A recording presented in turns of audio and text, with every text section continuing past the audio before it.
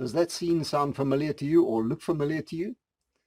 I experienced something exactly the same very recently, and although what you just saw was staged, it is very real and it happens to a lot of people with Toyota Landcruiser, especially the older ones. Um, as I said, this happened to me a little while ago, and I decided to look into it. What I found was pretty interesting, and I think it will be in the best interest that I actually share what I found with everybody, because I think it can help everybody. Come and take a look with me. I'm going to take you into the workshop now, and I'm going to show you what I found is the cause of these sticking solenoid problems. You see, before I actually took my starter motor out, I noticed at first what you just saw, the click, click, click, and the starter motor just wouldn't kick in. And then every now and again it would kick in and it would stay in. I released the key and I could hear, once the engine was running, I could hear that the starter motor was being driven by the engine. And it took maybe 5 seconds, sometimes 10 seconds. Sometimes it didn't kick out. Sometimes I had to turn the engine off and then restart it again. And this is how I carried on until I decided to take the starter motor out and get to the bottom of what the problem actually was. I suspected that the contacts would be, because it's an old vehicle, I suspected that the contacts would be eroded away, spark eroded away, and I would just have to replace the contacts, which more or less I had to do. But come with me to the workshop and I'm going to show you exactly what I'm talking about.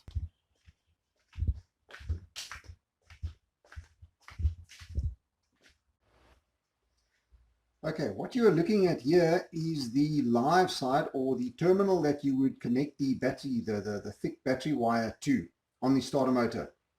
As you can see, this contact has eroded away to almost nothing. Now, the original contact is close to 3 millimeters thick, but what is left there is less than 1 millimeter thick. It's almost gone. So what was happening is that over the years, spark erosion has eroded this side contact away to next to nothing. Now, unfortunately, I've got the starter motor back in the car already, but the other side contact, the side that the terminal that connects to the motor of the starter motor, was in almost perfect condition, not a bit of spark erosion to it. That tells me that right from new, these contacts close on the dead side of the contact before this even makes contact. That is why there's no sparks happening on the dead side, and all the sparks or spark erosion is happening on this side. Once I had put the new contact in and pushed the solenoid closed, I found that what looked like the contact area on this terminal was far smaller than contact area on the other terminal. So what I did was I pushed the solenoid in and I took a scriber and I scribed around the other side contact, and I scribed around this side contact, or rather the ring, the copper ring that closes the two contacts. I scribed around that on both sides, and then I took the solenoid out and I had a look at the surface area on each contact. And as it turned out, that this surface contact on this one was far smaller than the other one. So what I did was, to try and correct that as much as possible, was I put behind the plastic spacer that goes behind this contact inside the contact area, I put a piece of flexoid gasket paper, probably around 1/2 millimeter thick. So I essentially spaced this contact 1/2 millimeter further in. That seemed to do the trick, because before I put that in, the solenoid still stuck once or twice, and the only reason it could stick, as far as I'm concerned, is if it actually touches here, sparks and welds itself closed, in the closed position. So what I did was I just spaced it and put it back together, and that seems to have solved my problem. I've had 20-30 starts. I haven't driven it much, but I've started and stopped it quite a few times, and not once has it given me problems since then.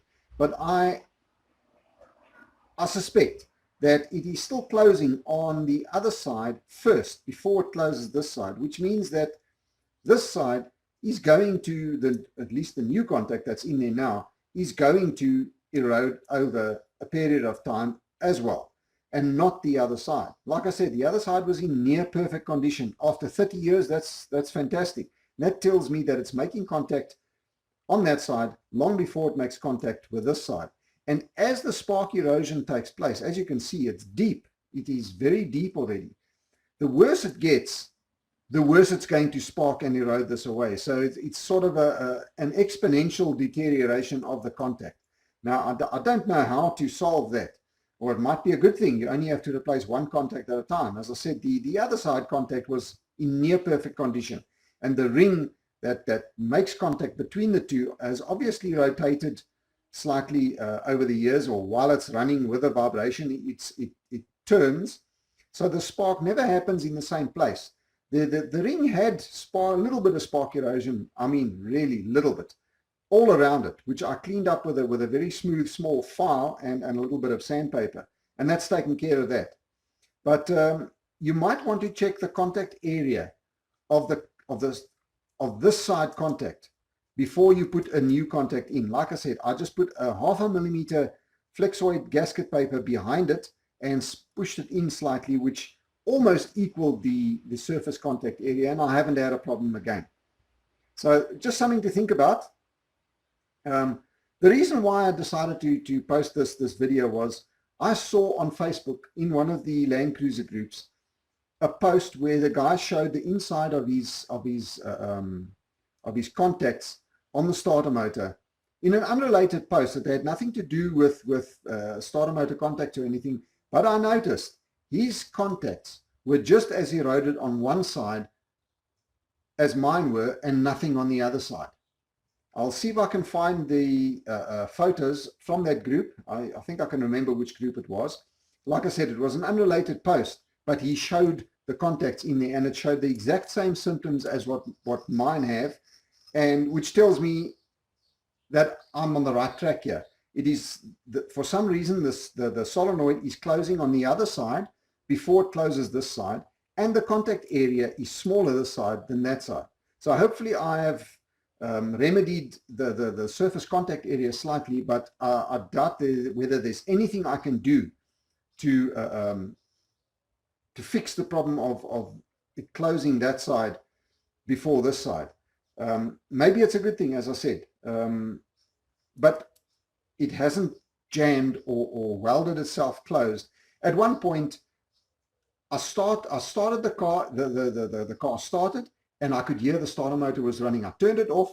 I went, disconnected the battery, took the starter motor out, and on the bench here, as I took the back cover off the solenoid contacts off where that exposes these, as the bottom spring, the long thin spring at the bottom, could push against essentially nothing. As I removed the cover, it jumped out, which told me that these contacts were sticking, and that's on the brand new contact. So I put the new one in, and it hasn't done it again. So there you go, folks. Just something to think about. It might help you in case of a sticking solenoid. But that is ridiculous. I expected spark erosion on the contacts after 30 years, definitely, but not all on this one and nothing on the other one. That was a real surprise to me. So yeah, there you go, folks. Something to think about and something to possibly check next time you open up your starter motor.